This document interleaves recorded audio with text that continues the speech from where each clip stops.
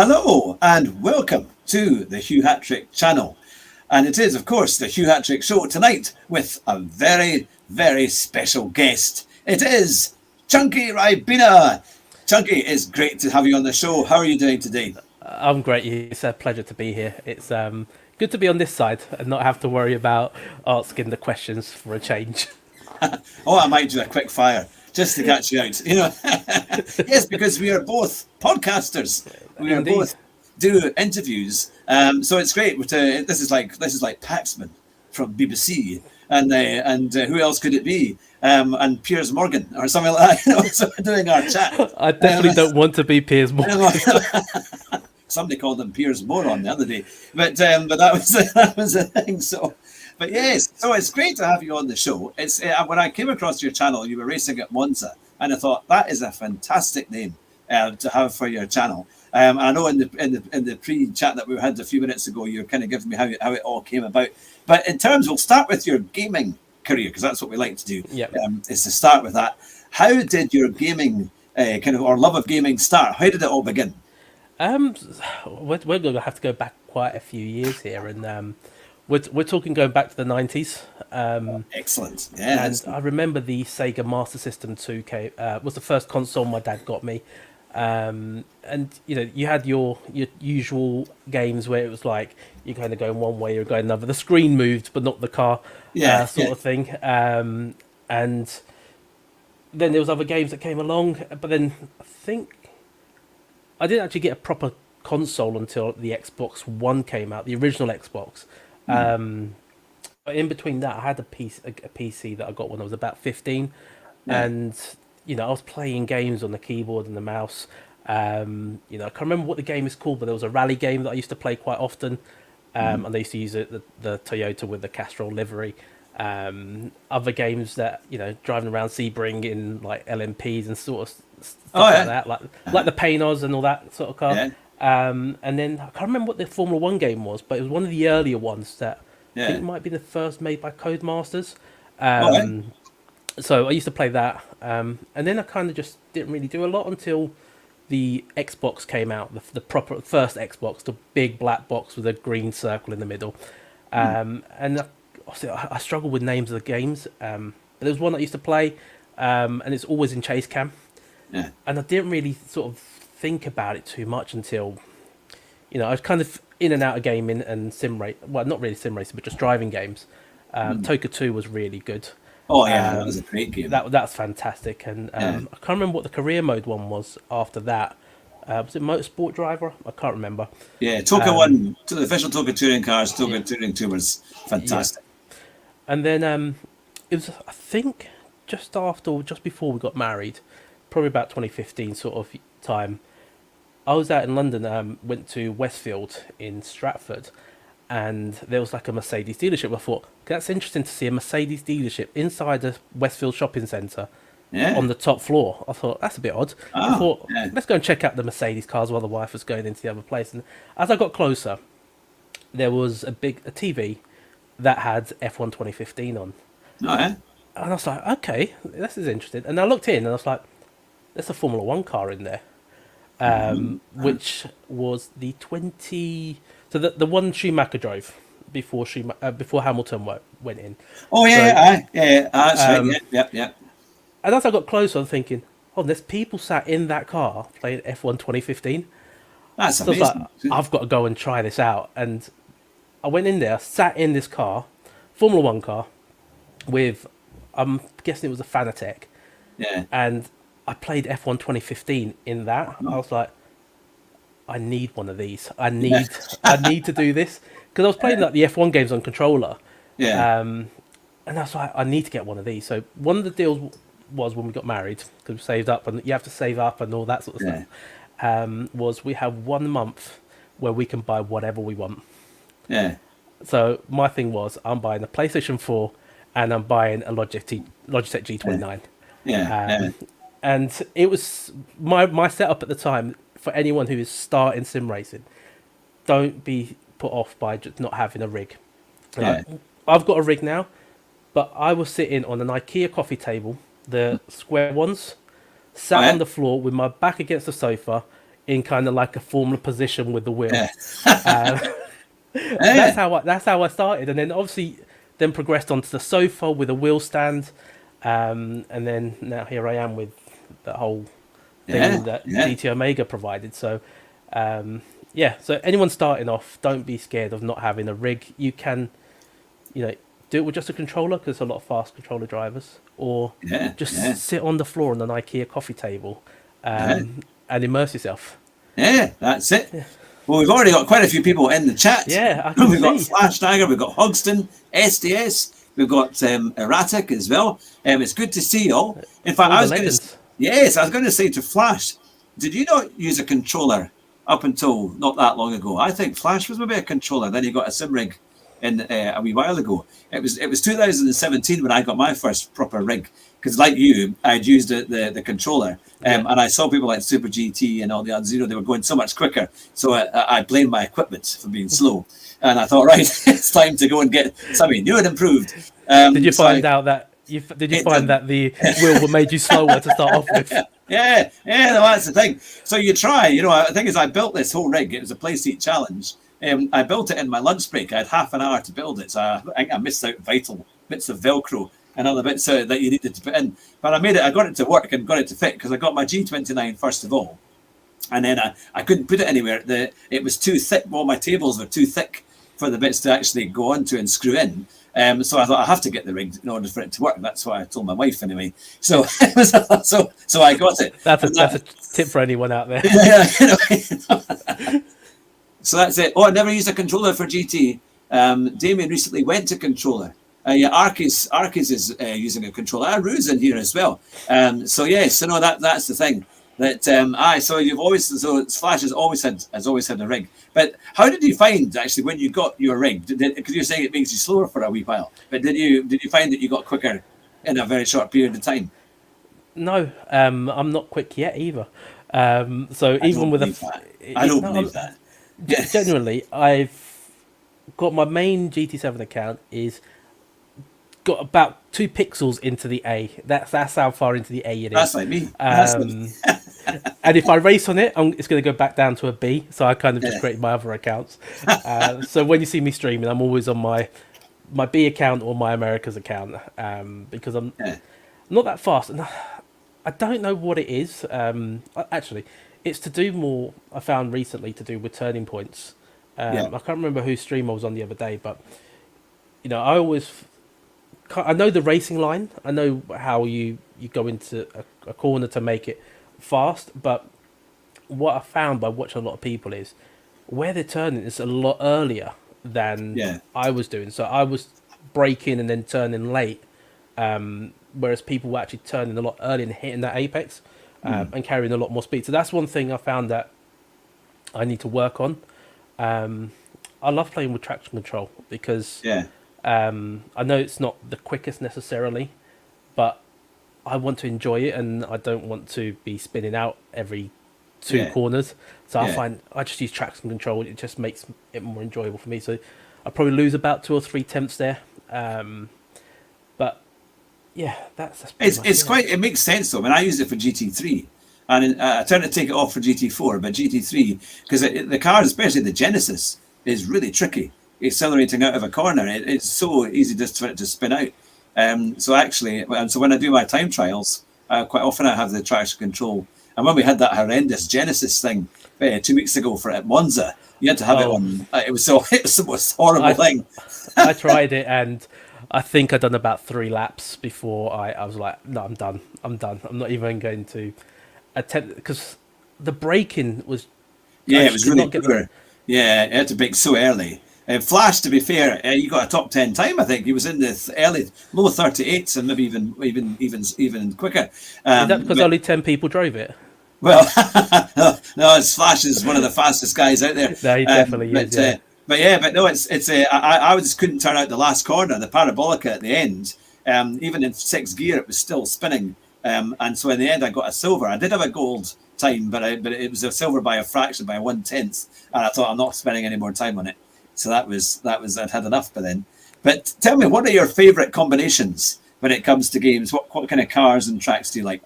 See, I grew up with Formula 1 cars. So until GT Sport came out, it was Formula One 2010 till Formula One 2017 or 18. Oh yeah.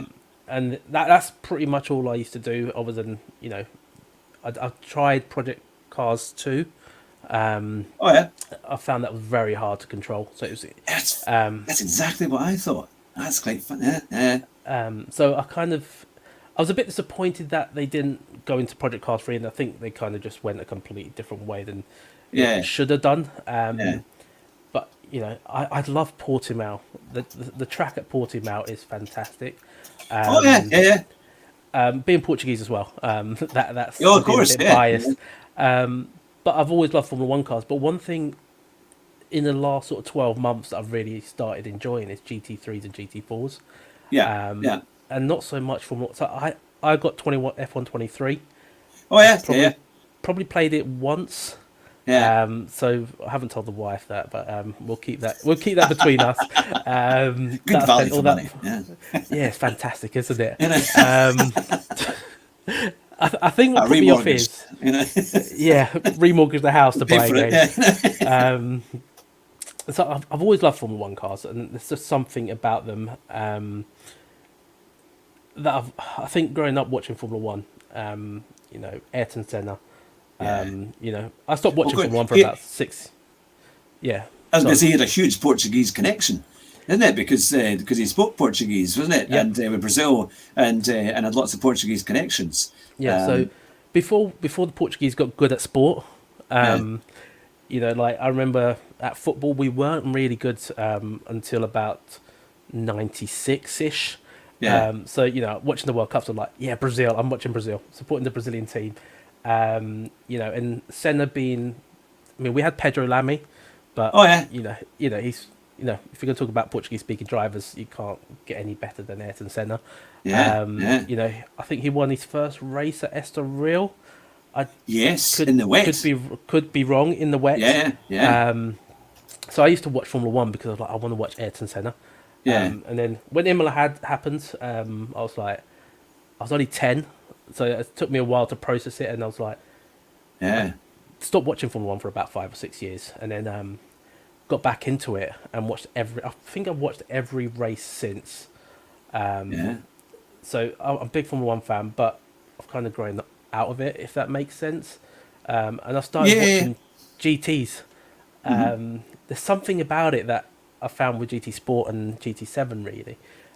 So going back to combinations, if we could have it in GT7, would be Portimao in the GT3. That would be, I think, probably my favourite combination. But I am quite. They did Formula One there, didn't they? During COVID, they did it in Portimao, and it was an amazing race. But Raikkonen had that incredible opening lap where he overtook about 15 people in the Alpha. It's a good track, and I remember the old Portuguese track, the old one at Estoril. Yeah, it was a great track. And now it's simply not hardly used. It was over. One of my friends went to visit it, and it was overgrown on the entrance. Maybe it's been bought over, but it was looking a bit run down. But it'd be great to see it back in action.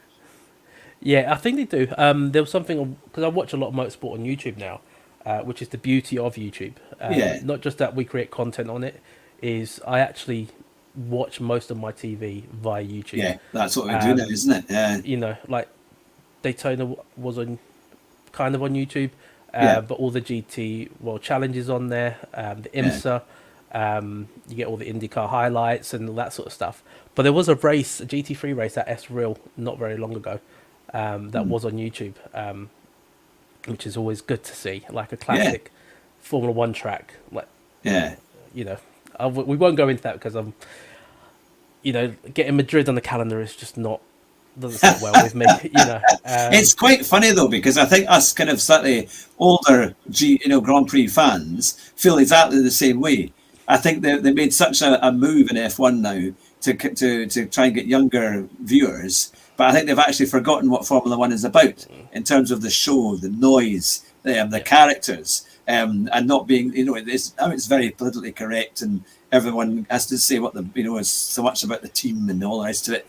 Well, they can't really now go along, and in the old days when it was Senna and Berger, they used to Senna and Prost. Yeah, and Prost, but also even in without the races, on the weekends they had birthday cakes or whatever, and they would smack them in the face with a birthday cake and all sorts of things. So it was a lot more interesting, and you got real kind of characters. Yeah, like seeing Schumacher walking down that pit lane to try and find David Coulthard. Yeah, that was much more. That was the thing, wasn't it? And talk about Pedro Lamy. I was just watching a thing today. It was on my YouTube that he crashed on that Imola race. He crashed into the back of JJ Leto, and that's what stopped the race. That's what did all the bits, and then obviously what happened from there. But I mean, that was a colossal shunt. It was miraculous. A weekend that I think changed Formula One, because for the good, because you don't want to see that weekend happen ever again. With Ratzenberger and Barrichello, and then Senna. You don't want to see that ever again. It was just a weekend but then I think that weekend in a way shaped what Formula One is now. Yes, certainly from the safety that they had to improve it. I mean, you never have a Vauxhall Cavalier SRI safety car. I mean, that's what it was. You never will have that again. Yeah, that's what it was. It could barely do 100 miles an hour, on the straight, let alone, anything around the corners. But no, it was quite a thing. In fact, one of our Jerry has said in the comments he remembers Mansell at Estoril, and his wheel came off. He was in for a tyre. It was in 1991. And he was, he came in to do a pit stop. He could have overtaken Senna for the championship because he was battling for that. And I remember James Hunt doing the commentary and saying, "No, they can take it easy. They don't need to rush." And of course, they didn't. They rushed it and they didn't put the wheel on properly. And I think he got disqualified because he went down the end of the pit lane and his wheel came off, and they weren't allowed to go back and get the car. It was quite something.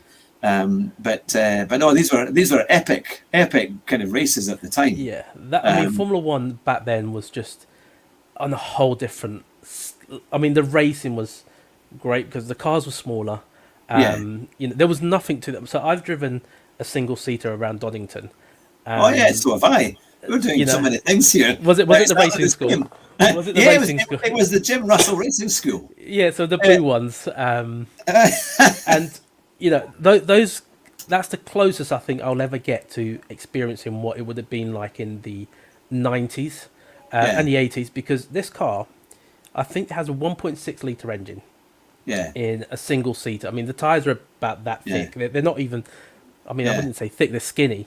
You have a round wheel that's got no dash on it, and then you've got a manual transmission and a clutch. So driving around Donington was quite the experience.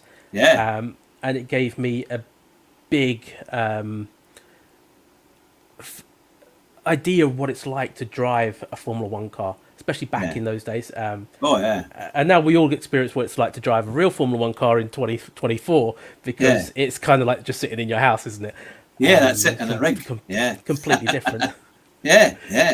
No, it's quite a thing. I mean, I actually drove. I was at the Jim Russell Racing School 2 weeks before the European Grand Prix at Donington, and that's when I just turned 18, and so I got it as a birthday present to go and drive. It was a day's driving, and you did different cars, but it was a Vauxhall Lotus. That was I was skinny enough at that time to be able to get in it, and so I was able to get into that. And we drove around this loop at the back. And we did go-karting, and then we drove Vauxhall Astras and a few other things. But they were preparing the circuit for the race, and then we were back 2 weeks later to watch the European Grand Prix. That was the second part of my birthday present. So I actually saw the race where Senna won at Donington. So it was an incredible thing. Have you ever been to a Grand Prix to actually see? No. So this is the big thing, right? So I've never been to a Grand Prix. It's on my bucket list, and I have seen a Formula One car in person. So I don't know if you remember, probably about 10, 15, 20 years ago, they did that parade in London. Oh, yeah, with Jenson Button. Wasn't it? So I was there, and, like seeing Regent Street and Piccadilly Circus completely packed. Yeah. I've never experienced anything like that. I had one of those Samsung flip phones Oh yeah, yeah, I didn't have it for very long, and I think it might have been Coulthard in the Jaguar that drove yeah, past, and that thing was yeah, so loud that the yeah. microphone in my phone stopped working. And I wasn't even upset about it. I was like, Yeah. that sounds just fantastic. So this year is my 40th birthday in September, and I've been told I can go to a Formula One race. Oh, so what are you going Now, to choose? Abu Dhabi. well, here's the thing, a lot of you probably can relate. Is I was told I can choose whatever race I want. Oh, Until I started saying Vegas would be nice. yeah, yeah, yeah. Suzuka would I be quite nice. enjoyed that race. Yeah, And then I was told, no, it has to be in Europe. So I was thinking, okay, Monaco would be nice. Silverstone would be nice. No, we can't do those ones. It's too expensive. So yeah, I think it may end up being Budapest. I've yeah, been told Spa is quite good, and maybe the Red Bull Ring.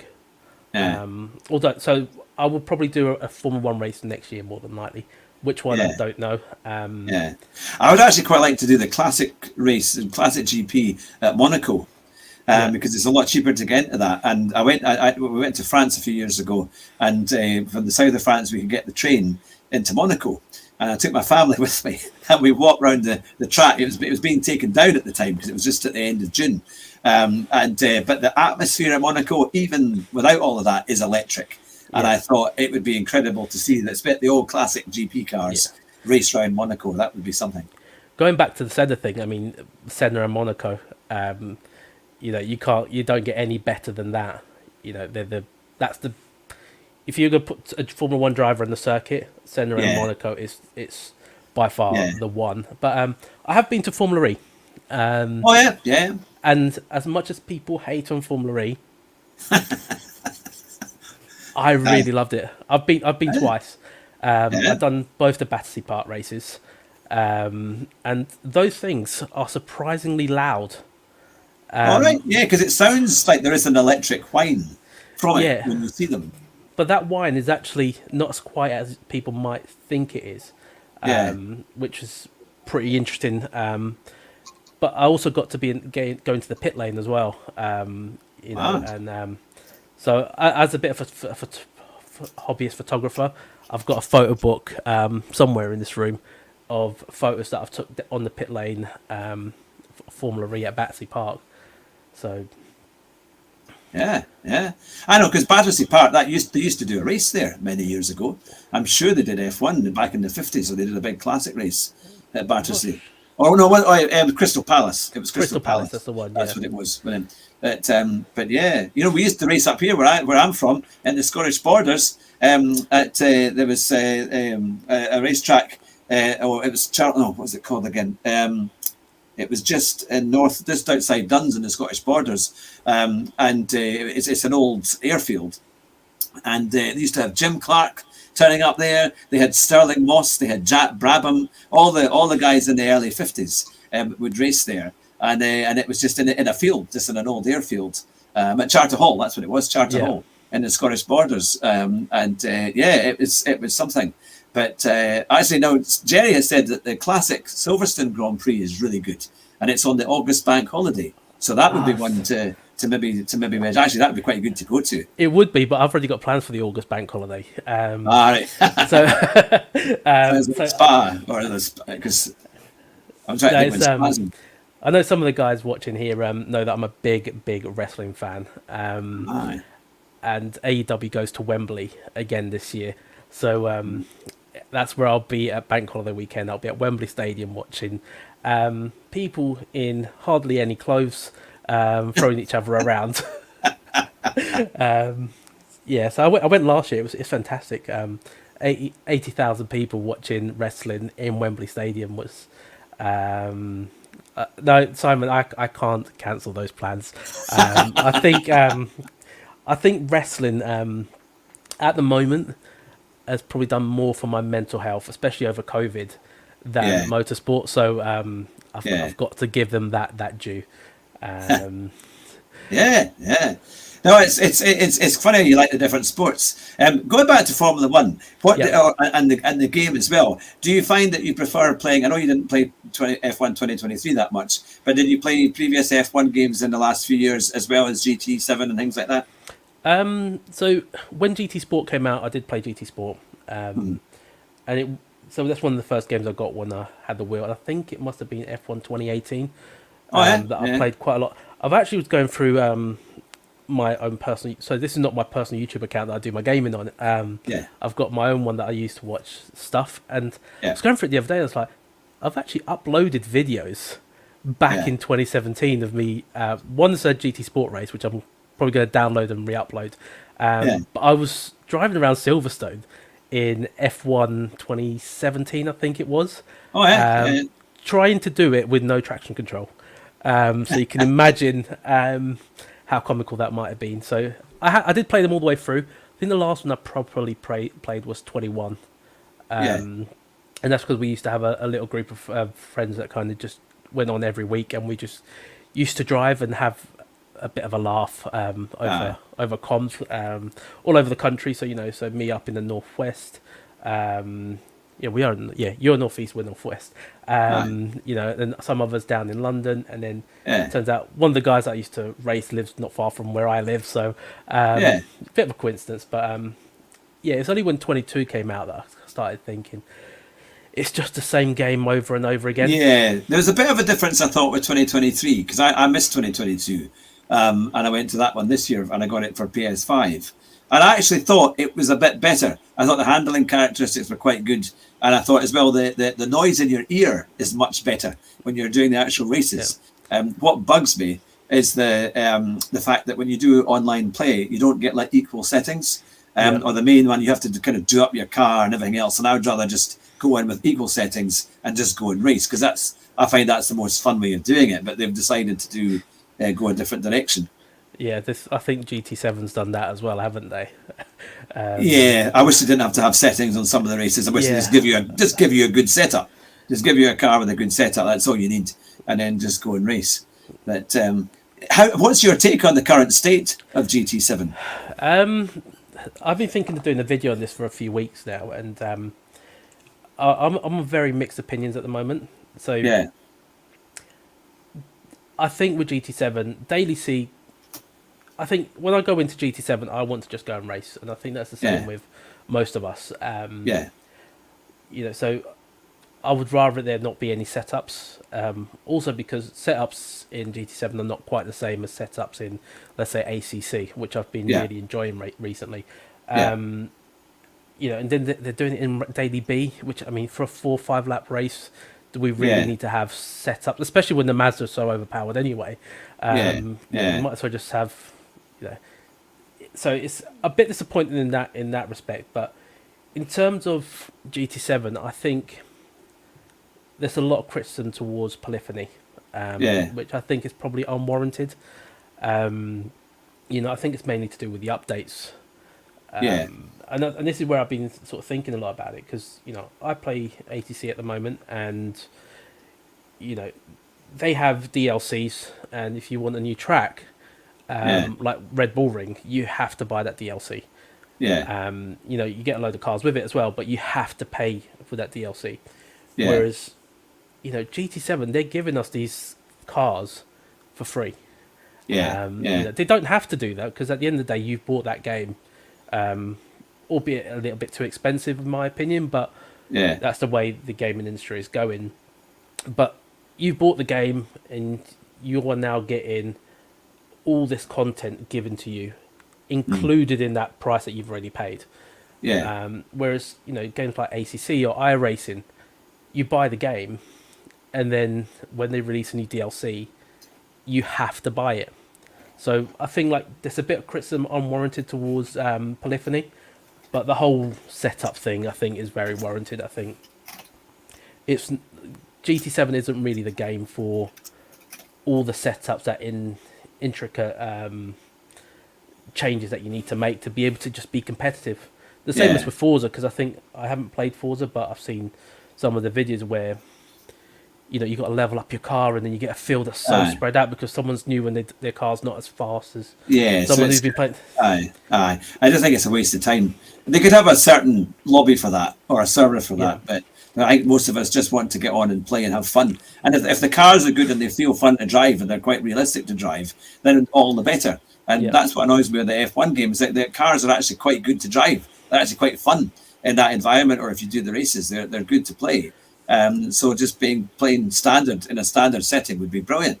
And that. So one of the things Codemasters do that's really good is they do have setups, so you can use your default ones, but you can then have very intricate setups. But what they allow you to do is you can go in and see the fastest time in the world. You can see what Jana Otmir is using, and say, actually, I want to just copy his setup. Yeah. And that gets transferred, and you save that. So that's a good. They got the setups, but you can choose to copy someone else's. I mean, I wouldn't use Jana Otmir's because the way he can control a car is completely different to how I control it. So I would struggle with Jana's. But yeah, it's a mixed state I think for GT7 at the moment. But it's the one game what we got to remember is that's bringing us all together. Yeah. And at the end of the day, complain and moan. no matter how bad it could ever get, we got all these people in here watching. All the people that subscribe to our channels, that we go and watch as well. All because of this little game called GT7.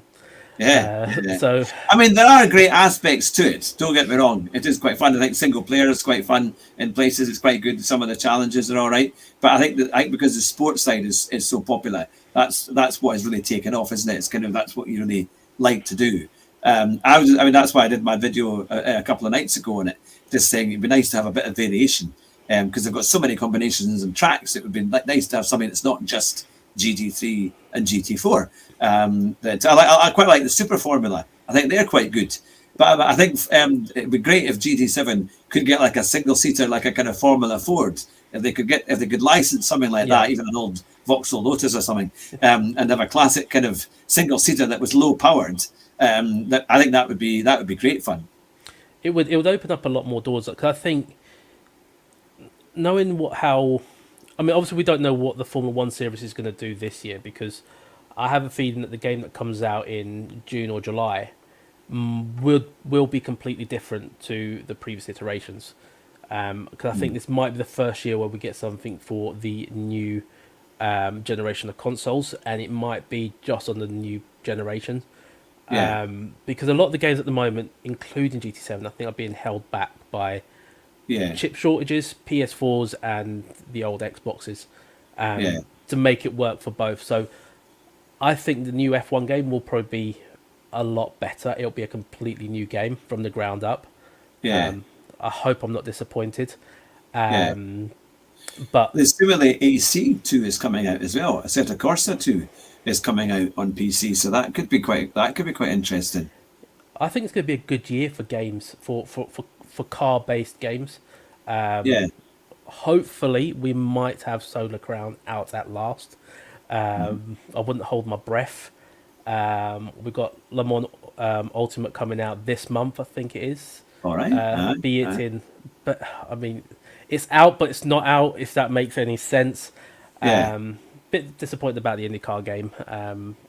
But, like maybe actually if Polyphony could go and license IndyCar. Yeah. Because they were stuck, weren't they? They didn't have it now. I think iRacing had it for a while. Or somebody had it, and then has iRacing just got it? One of the two, I think, has just got a new license with IndyCar. Or is it R Factor? I can't remember which one. No. But yeah, it's those IndyCars are really good. I remember driving them in Project Cars, and they were very fun to drive. The original Project Cars was great. I loved that. I actually held the fastest time on one of the online bits, because there were so many different online tracks you could do. And it was the south of France reverse. It was the one that went through, or what did they call it? It wasn't Monaco, but it was Azure. I'm sure it was Azure South. It took me about 10 minutes to do it. And I used to play into the late hours of that is because when we first had kids, I used to stay up late for my little ones, so I could then do the feed at midnight. So I would, in the meantime, I would play my Project Cars up into the early hours. I don't know how you. Yeah, don't know how you did that. And well, I go to bed once the wee one was fed at midnight. Then I could go to sleep, and then my wife would get up at 4. She'd go to bed at 8, so she had 8 hours in between. But that's what I did to cover the time. Was play Project Cars. But it's funny how we played so many similar games, the same games, and like them or not like them. So that was the thing. But yeah, because you played. Did you play the original Toka Touring, or was it just Toka Touring Cars 2? Did I play the original? I might have played both. I don't want to say I did, but I definitely remember the motorsport.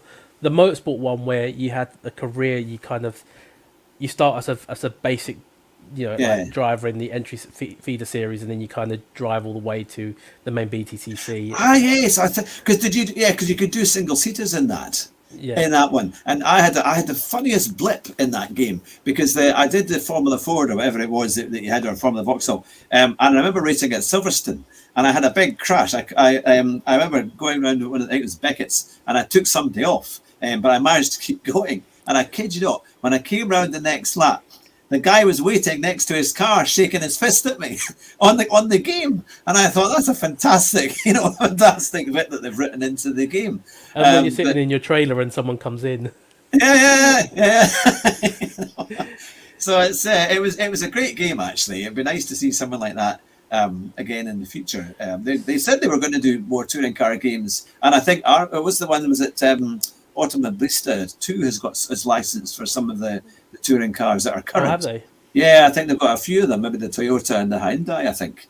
I was hoping that if we're going to talk about GT7 and cars like what that could come to GT7, I mean, they could bring in the Laguna or the Volvo Estate from the BTCC. Yeah, if they could license it, it'd be worth a fortune, especially the current cars. If they could say, I'd imagine GT Sport with the British Touring Car and BTCC on it, that would be a huge uptake. I think people would pay. People would pay to have to get that upgrade if it came. I mean, get it. I designed the Nescafe Renault livery in GT Sport. So I used to drive I think it was the Megane, and I was like, it's a Renault. I've got to get the Nescafe livery. It's a beautiful livery. I mean, like most BT like touring car liveries from the 90s are just iconic. Yeah. Oh, it was great fun racing, and even the Toyota Camrys. We had Andy Rouse and that, and they were taking each other off, and then you had John Cleland and the Vauxhall Cavalier, and he crashed into Steve's sofa in the BMW 3 Series coupe. He had that great one at Silverstone, which basically finished their championship. There's so many great memories, but it is doing better now. I've seen it at Knockhill, and also at Croft. I've been down and I saw the touring car race last year at Croft, or 2 years ago at Croft, and that was quite good. So in terms of your channel, I mean, it's growing well, and you've got a big community. Many of your community are here tonight watching. Yeah. What kind of things would you like to say to them? How it's going? Just the usual. I mean, I'm just grateful for the support.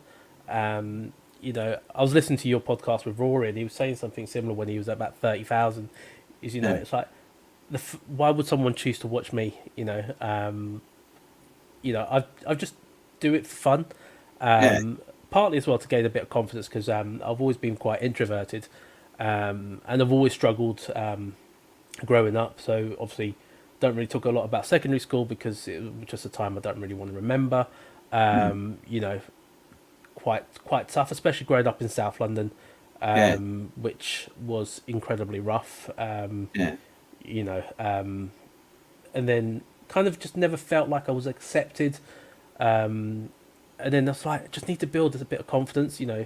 My first few videos that I did had me typing into Google, then getting Google to speak it out in that AI voice.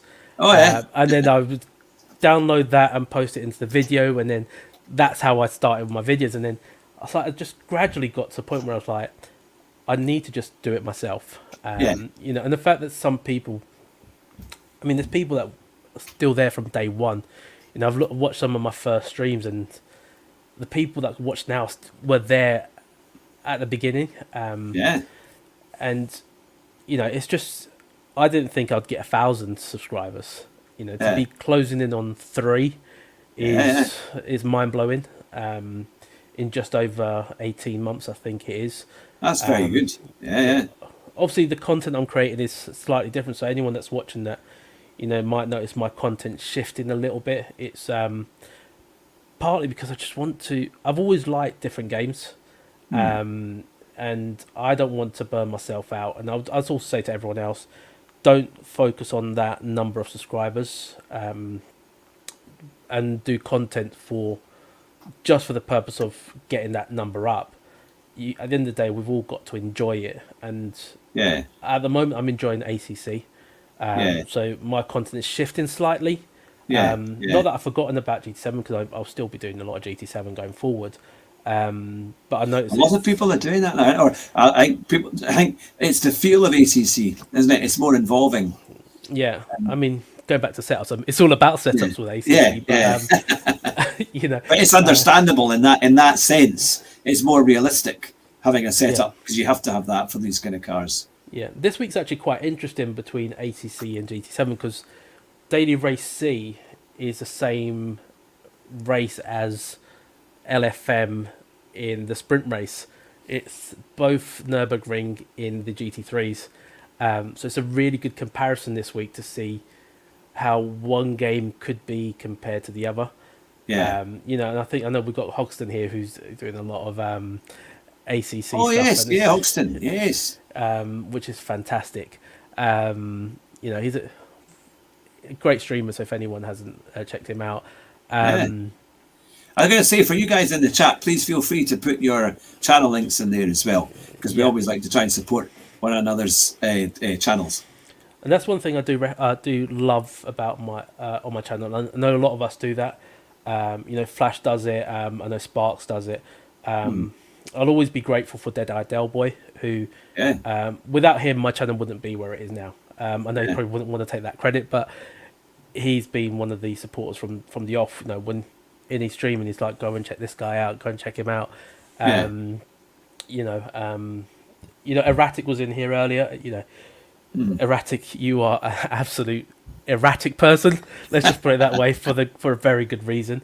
But yeah, the community is just fantastic. It's just, I will always get people to share links.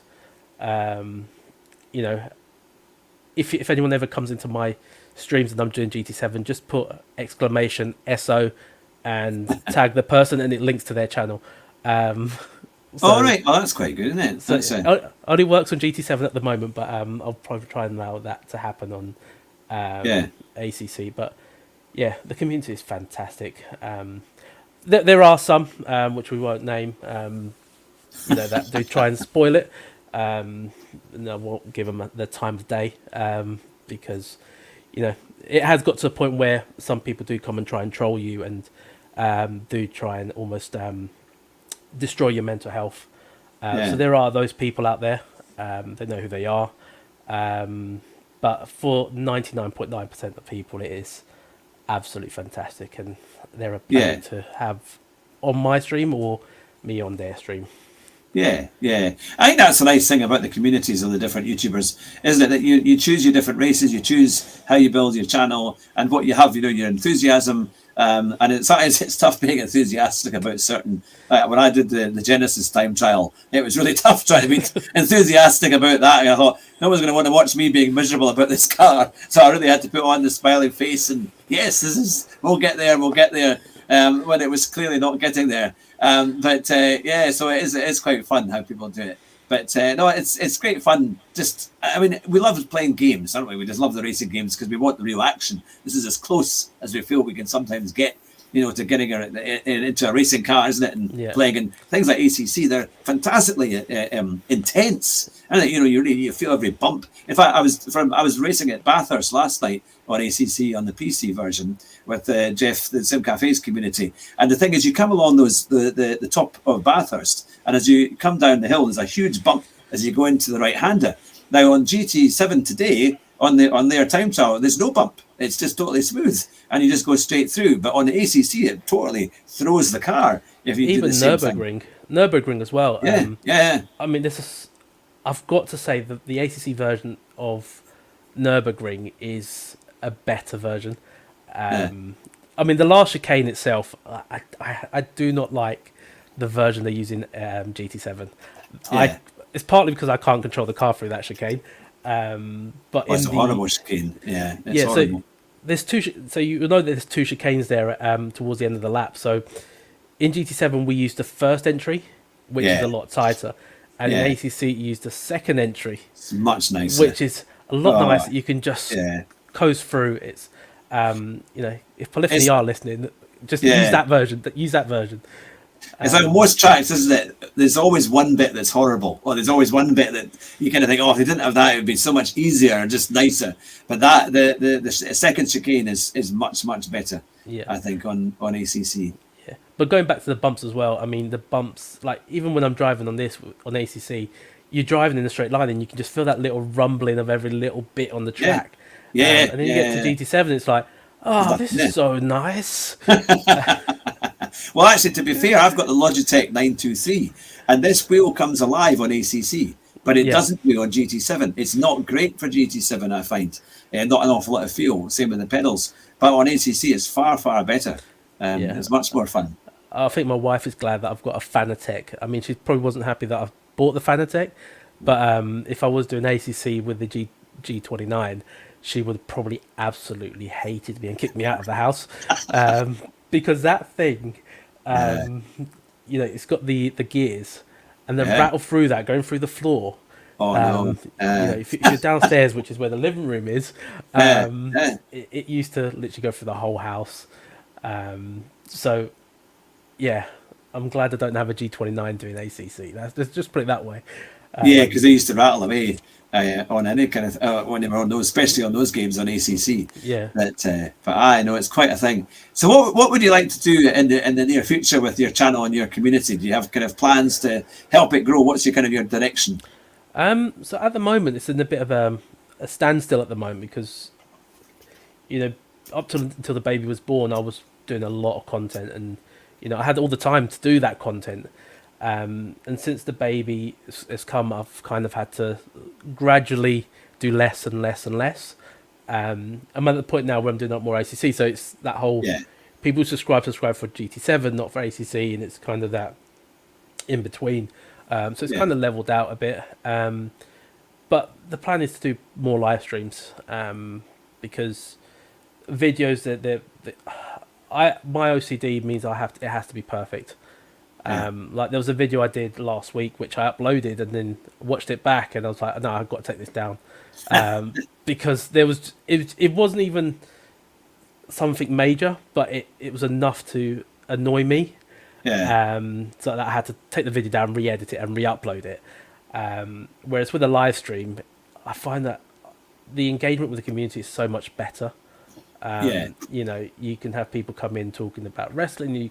People come in talking about whatever they want. And now that I've kind of copied Sparks a little bit with, the point system on the GT7 streams. It's quite fun. Like I know SDS was here earlier, so I don't think he's come and checked the little kitten out yet that I did for him. So you type is that in StreamYard? Is that you kind of come up with all these features? So it's StreamerBot. So you kind of connect it via that. You have to have that running in the background, but it connects into your OBS. So we've got that. You get fireworks. So if people use points to get fireworks or stuff like that. Sparks is. His one is excellent. He's the master of it. Yeah, I've got to give him the credit for it. But if anyone's wondering, I'm just copying Sparks. He did say I can do it, and he has helped me out setting it up. So, So I didn't want to nick his idea at first because I did say I didn't want to take his idea, but he said go for it. So it's something that's I think at the moment it's just Sparks and me that do. And it does help make it more interactive. I loved Sparks' intro. When his intro to his stream was hilarious. Someone sounds like he's sitting in a public bathroom and he's talking away trying to get out of the toilet or something. It was hilarious with the whole thing. It was a real kind of comedy. which is nice to kind of bring in the whole build-up of starting the stream. But we've got Sparks on like the 25th of February. We're going to do an interview. You can't miss that. You can't miss that. Yeah, that'll be a good one. I'm looking forward to that too. But I know it's been really, really good. Well, I see it's nearly 10 to 9. We've been going for nearly 50 minutes. It flies by, doesn't it? It flies by. I know you've got a little one there, so you've probably been kind of your wife will be stabbing on the door saying, "Keep quiet, the little one's trying to sleep." But I know that happened to me when I used to talk away doing my streams. And I know I don't so much of that, but it's very easy to wake a little child up. But for last quick words for your community, this is your chance to answer some questions. Now, for the community here, what would you like to ask Chunky? What are the kind of things that you would like to see him do and ask him now? Now is your chance. I think some people asked a few questions at the top. I'll go back up the top there and see. Oh yes, what do you think of the lottery spins on GT7? What do I think of them? The roulette things, aren't they? They're some of my most viewed videos. So for content, fantastic. I got a lot of slack from some people about how I've worded the thumbnails. Because I was like, is it fixed? Is it fixed or is it fixed? So a bit cheeky play on words. It's definitely fixed. And you're always likely to get top left. Yeah, but I have had a few big wins on them, so I can't really. Yes, I did win the full gold bars once. In fact, twice I think I've won that. Yeah, so it seems to be when I do the videos, I kind of get more. I'll get better prizes. So maybe that's how you need to do it. You need to make a video of you opening maybe 20 tickets at one go, and then you're more likely to get a better prize. I think it's just a bit of fun. I think we all know what it's going to be. It's a suspension part. or the loose change. The camshaft for a car that you'll never have. I'd be more interested if it's a camshaft for a Lada Riva or something, or something that would be like, and then bringing a Riva to next week's competition, to the next week's time trial, or something. That would be, whether it'd be the one time trial where it would break down as you drove round, that would be the thing. But now here's Jerry's got a question here. If there's a Grand Prix you would like to have been at live in the past, which one would it be? That's a good question. Oh, that is a very good question. Which one? Abu Dhabi. See, I was a Hamilton fan back in the day, and I think Hamilton's kind of lost his way a little bit. I think. I don't think he connects to me how he did back in 2007. And then it's all the political stuff again. Getting used to all the political stuff, which shouldn't really be there. But I found that Abu Dhabi was so okay. Let's just do it Hamilton two ways. Interlagos, because these are two Grand Prix where I literally lost my shiz. As a McLaren fan, Hamilton winning the championship at Interlagos was incredible. Was fantastic. Because I remember I got off my seat and my parents thought I was absolutely. Yeah, I was like this. Like this on the last lap because he was behind. I was like Timo Glock. And then Abu Dhabi, because it's the first race where I finally saw Formula One drama. In a very long time. And I was like, come on, Max. Not that I'm a big Max Verstappen fan, but it was just chaos and something slightly different. So those have probably got to be two of the standout races. But then you've got Spa 98. Indy. As a Portuguese person, I've got to say Indy is the best Grand Prix a Portuguese driver has ever had. Being on the podium in a Jordan. Granted, there are only 6 cars in the race. But there's quite a few. It's just it's amazing, isn't it? I would have loved to have gone to Brazil in, I think, was it 91? Was it 91 or 90? Or no, actually 93 when Senna won, and he was given the trophy by Fangio. I'm sure it was Fangio. And then he gets it, and then he kind of lifts the trophy, and he can barely lift it up. He can barely move. And he's full of tears at the whole thing, and I thought that's the most incredible kind of podium aspect of it, and the crowd was just going absolutely bonkers with the whole thing. But and yeah, no, that was it. There's so many great races over the years. I think as well. I think probably Hungary '92 when Mansell won his championship, because I've been following him for so long that I just to see him finally get it, that would have been a good one. That but yeah, no, that's the thing. I was going to say, Jerry said it was 1993. It was at Donington. Yeah, because that's when I went there. Because that's the one. What's the one Grand Prix that I've seen? Was that one? But yeah, no, that's the thing. And Jerry was saying, I wish I'd been at Silverstone '87 when Mansell hunted down and passed Piquet. That's right, and set so many lap records. That was an amazing race. Yeah. That I know it's quite a thing. There's that question there from Rue as well. How many seconds a lap does the beard give me? Right, how many seconds does it take off? It probably makes me about 3 seconds a lap slower. I think if I got rid of this beard, I would probably be the fastest driver in the game. But it weighs me down. So yeah, it's quite a considerable amount of time. But it's got to stay. It's not good without it. Yeah, that's it. Oh, that's great. Well, look, it's been an absolute pleasure to have you on the show. For sure. And you're welcome to come back anytime from one podcaster to another. It's been fantastic to have you on. And it's great to have seen your community come in tonight and be interactive. You've got a lot of fantastic supporters there. And if you haven't already subscribed, this is to the guys watching or listening. We've got Chunky's link in the description. So please feel free to subscribe to Chunky's channel. And it's been phenomenal to have you on. It's been great. Now, do you know our kind of, we have our line here, our kind of ridiculous line that we always finish the show with. Have you done your homework? Don't worry, nobody usually does. So, no, that's fine. That's all right. Thing is, I listen to, I get bored quite easily. Not bored, but distracted. And so I'll listen to a podcast for like half an hour, then I'll put it down for a bit and I'll go back to it later on. So like I was listening to your one with Rory, and when you were telling me earlier about going to your friend's house and checking out the rig and about the load cell pedal. I'll listen to most of it, but then generally it's when I'm driving, so I'll probably be distracted with not crashing or whatever it is. So I don't know the line, but I'm sure we can wing it. It is, of course, drive fast, but drive your bus even faster. It's a very responsible one. That as I'm a bus driver, that's what it was. But no, it used to be drive fast, don't crash. I got that from Michael Schumacher when he was asked at the beginning of a season, "What's your motto? What's your kind of driving thing? What's your thing you're aiming for?" He just said, "Drive fast, don't crash." And that was it. So that was the thing. But no, it's been an absolute pleasure to have you on the show, and for everybody watching, you've been watching the Hugh Hatrick Show with Chunky Ribena. Stay on the line, Chunky, but we'll say goodbye to all the guys in the chat. And this, of course, will become a podcast over the weekend. But take care, everyone. Drive fast and try not to crash. Definitely don't crash.